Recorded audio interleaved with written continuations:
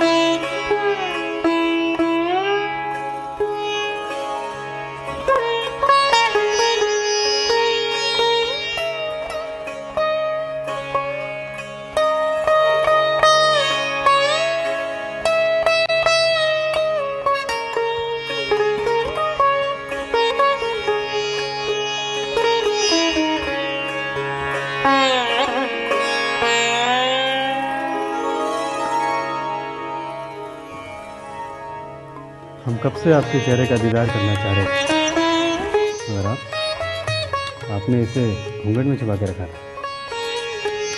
कहीं ऐसा तो नहीं कि हम आपको पसंद ही ना आए हों? ऐसी बात है तो आप हमें बता दीजिए। नहीं, ऐसी कोई बात नहीं है। आप बहुत अच्छे हैं। हमें तो लग रहा था कि अगर हम आपको पसंद नहीं आए तो हमारा क्या होगा। अच्छा, तो यानी कि इस बात का डर था। तो सुनिए, आप हमें बहुत पसंद हैं, बहुत प्यारी हैं आप, बहुत खूबसूरत, जैसा हमने सोचा था। ज़रा अपना हाथ तो दीजिए।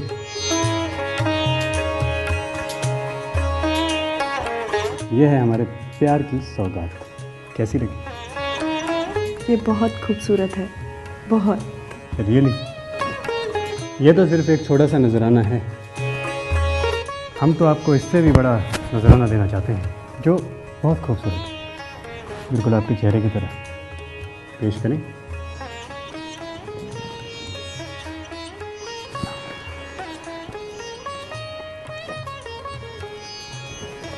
लगता है कि मैं भारी भूल गया हूँ। सॉरी, मैं लेके आता हूँ।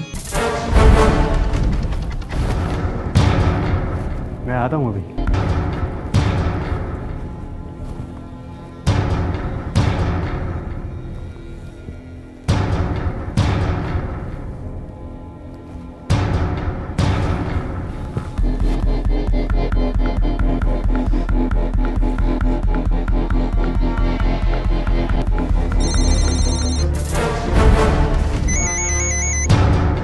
हेलो। हेलो ताज, कैसे हो? सोए नहीं अभी तक? सो भी कैसे सकता हूँ? जिसे मैंने दिल और जान से चाहा था वो आज किसी और की हो गई। शायद हमारी नियति में यही लिखा था, हो सके तो हमें भूल जाओ। नहीं, ये नहीं हो सकता। मैं तुम्हें भूल जाऊँ, ये नहीं हो सकता। अगर मैं तुम्हें चाहूँ तो भी नहीं भूल सकता। अब तुम ही बताओ, मैं क्या करूँ? मैं तुम्हारे बिना कैसे रहूँगा? यही तो मुश्किल है, हम भी तुम्हारे बिना नहीं जी सकते। पर क्या करें हम, हमारी शादी हो चुकी है। अजीब इत्तेफाक था। शादी के बाद वो लड़की अपनी नई जिंदगी की शुरुआत कर चुकी थी, लेकिन इसके बाद भी उसकी पिछली दुनिया उसका पीछा नहीं छोड़ रही थी। शादी के बाद जिस मोहब्बत को वो पीछे छोड़ आई थी, सुहाग रात के दिन भी वो उसे आवाज दे रही थी। अजीब कश्मकश थी, अजीब दुविधा थी। वो लड़की जिंदगी के भंवर में फंस गई थी। एक तरफ पुराना प्रेमी था तो दूसरी तरफ था उसका हमसफर, उसका पति। लड़की के लिए कोई भी फैसला करना मुश्किल था। वो न तो अपने प्यार को भुला सकती थी और न ही अपने पति को छोड़ सकती थी। बस यहीं से शुरू हुई पति, पत्नी और वो की ऐसी कहानी जिसमें कदम कदम पर धोखा था, लेकिन अंत इतना खौफनाक कि देखकर आप भी दहल जाएंगे।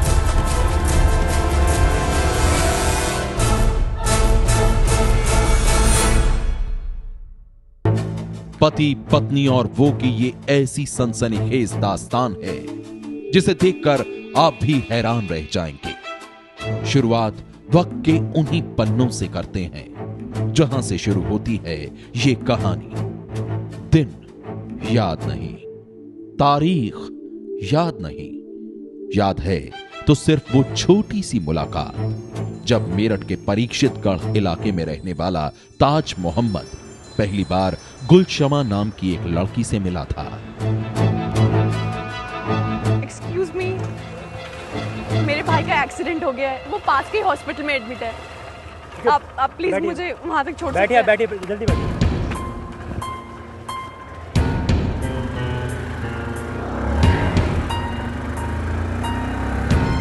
जिंदगी में कई बार ऐसा होता है जब दो अजनबी आपस में मिलते हैं और फिर एक छोटी सी मुलाकात भी गहरी पहचान में बदल जाती है। गुलशमा और ताज के साथ भी ऐसा ही कुछ हुआ।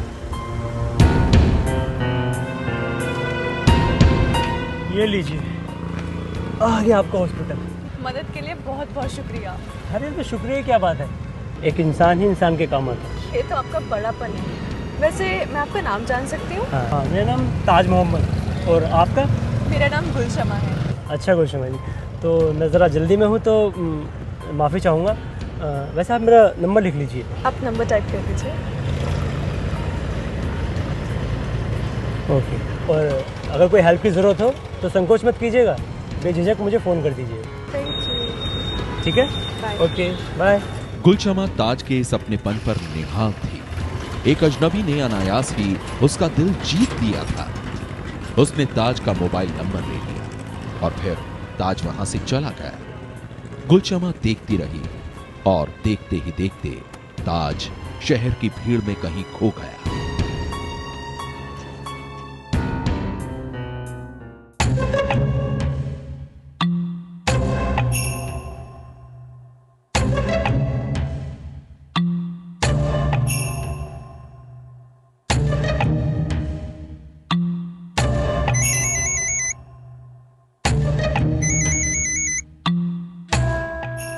हेलो, हेलो, मैं गुलशमा बोल रही हूँ। पहचाना? मेरी याददाश्त इतनी भी कमज़ोर नहीं कि आपको ना पहचान सकूं। और आपका भाई कैसा है? भाई बिल्कुल ठीक है, हॉस्पिटल से डिस्चार्ज मिल गया है, बस घर में आराम कर रहा है। अरे ये तो बहुत अच्छी खबर है। इसीलिए मैं आपका मुंह मीठा कराना चाहती हूँ। अरे ये तो उससे भी अच्छी खबर है। तो बताइए कब और कहाँ आ जाओ मिठाई खाने?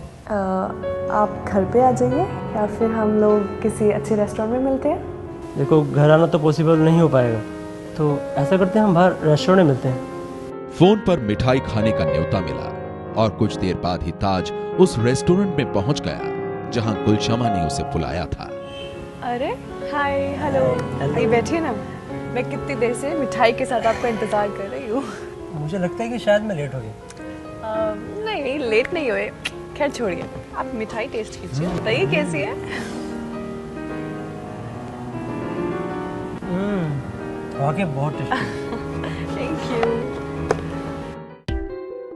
ताज को वो मिठाई बहुत अच्छी लगी, लेकिन उससे भी अच्छी थी वो मुलाकात जिसने ताज के साथ ही गुलशमा को भी खुशियों से भर दिया था। उस रोज दोनों दुनिया भर की बातें करते रहे और फिर यहीं से शुरू हुआ मुलाकातों का ऐसा सिलसिला जो पहले दोस्ती में बदला और फिर जल्द ही प्यार में बदल गया। ताज और गुलशमा दोनों एक दूसरे को दिलो जान से चाहने लगे।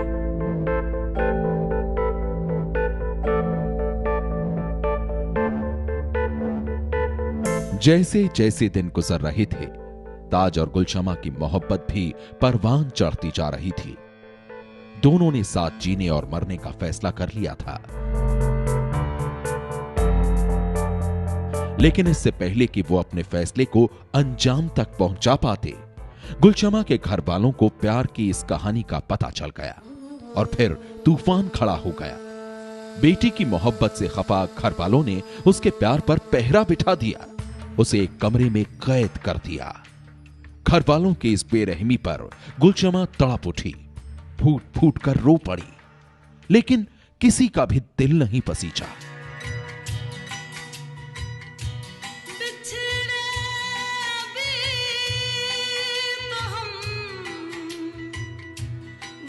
कल परसों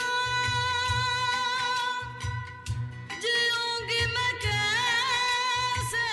ताज के बिना गुलशमा की जिंदगी बेमानी थी, लेकिन इसके बाद भी घर वालों ने उसकी खुशियों का ख्याल नहीं किया। वो रोती रही और एक रोज घर वालों ने वाहिद नाम के एक शख्स के साथ उसका रिश्ता भी पक्का कर दिया। गुलशमा कुछ नहीं कर पाई, एक कटी पतंग की तरह वाहिद की होकर रह गई। वाहिद के साथ उसका निकाह हो गया।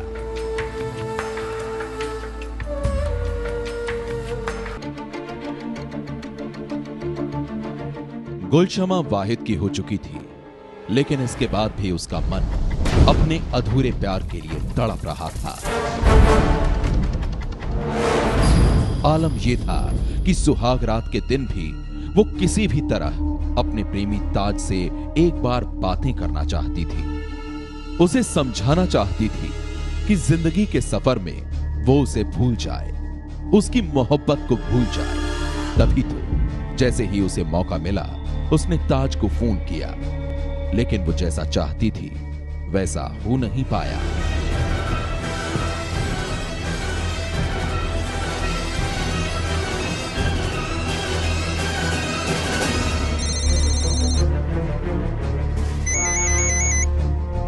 हेलो। हेलो ताज, कैसे हो? सोए नहीं अभी तक? सो भी कैसे सकता हूँ? जिसे मैंने दिल और जान से चाहा था वो आज किसी और की हो गई है। शायद हमारी नियति में यही लिखा था, हो सके तो हमें भूल जाओ। नहीं, ये नहीं हो सकता। मैं तुम्हें भूल जाऊं, ये नहीं हो सकता। अगर मैं तुम्हें चाहूं तो भी नहीं भूल सकता। अब तुम ही बताओ मैं क्या करूं? मैं तुम्हारे बिना कैसे रहूंगा? यही तो मुश्किल है, हम भी तुम्हारे बिना नहीं जी सकते, पर क्या करें हम, हमारी शादी हो चुकी है। गुलशमा जिंदगी के भंवर में फंस गई थी। शादी के बाद वो अपने पति वाहिद के साथ नई जिंदगी शुरू करना चाहती थी, लेकिन प्रेमी ताज की बातें सुनकर उसका दिल रो पड़ा। वो किसी भी कीमत पर ताज को दुखी नहीं देखना चाहती थी, लिहाजा शादी के बाद भी उसने उसके साथ संबंध बनाए रखने का फैसला कर लिया।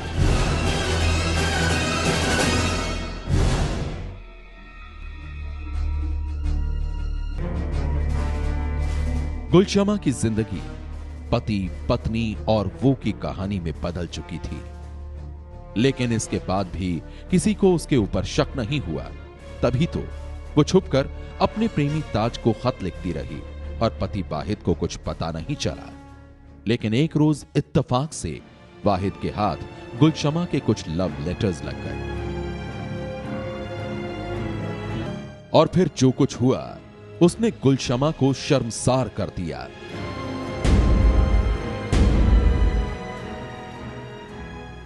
गुलशमा, तो असली चेहरा ये है तुम्हारा। अब समझ में आने लगा है। जानती हो, मैंने कभी ख्वाब में भी नहीं सोचा था कि तुम मुझे इस तरीके से धोखा दोगी। क्या क्या समझो इसको कि लव लेटर तुम्हारे यार के हैं कि नहीं? तुम्हारे यार के। पढ़ना और सोचना कि तुमने एक सच्चे इंसान को किस तरीके से धोखा दिया।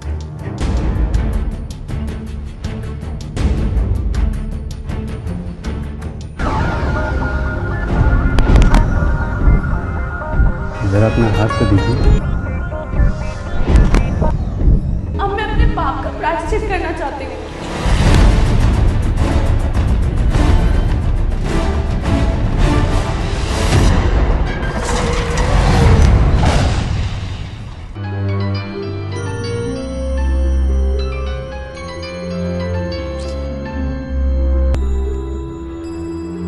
हेलो, देखो ताज, मुझे आइंदा से फ़ोन मत करना।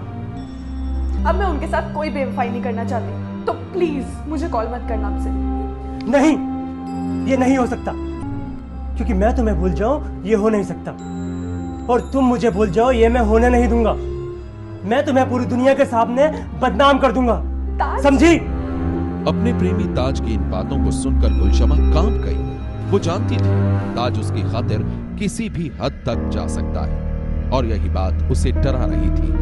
गुलशमा बड़ी देर तक सोचती रही और जब उसे जिंदगी के इस भंवर से निकलने का कोई उपाय नहीं सूझा तो उसने अपने पति वाहिद को सारी बात बता दी।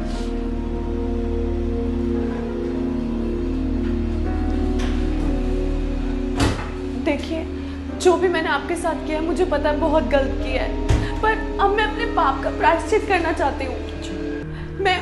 मैं ताज से सारे संबंध तोड़ना चाहती हूँ, पर ऐसा करने पे वो मुझे धमकियां दिए जा रहा है। बताइए अब मैं क्या करूँ? गुलशमा की बातों को सुनकर उसके पति वाहिद का खून खौल गया। फिर क्या था, उसने एक ही झटके में ताज को मौत के घाट उतारने का फैसला कर लिया।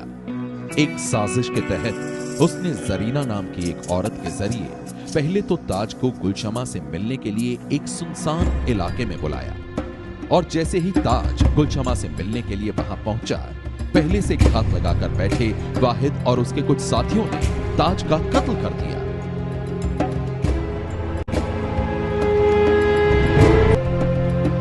और फिर उसकी लाश को एक नहर में फेंक दिया।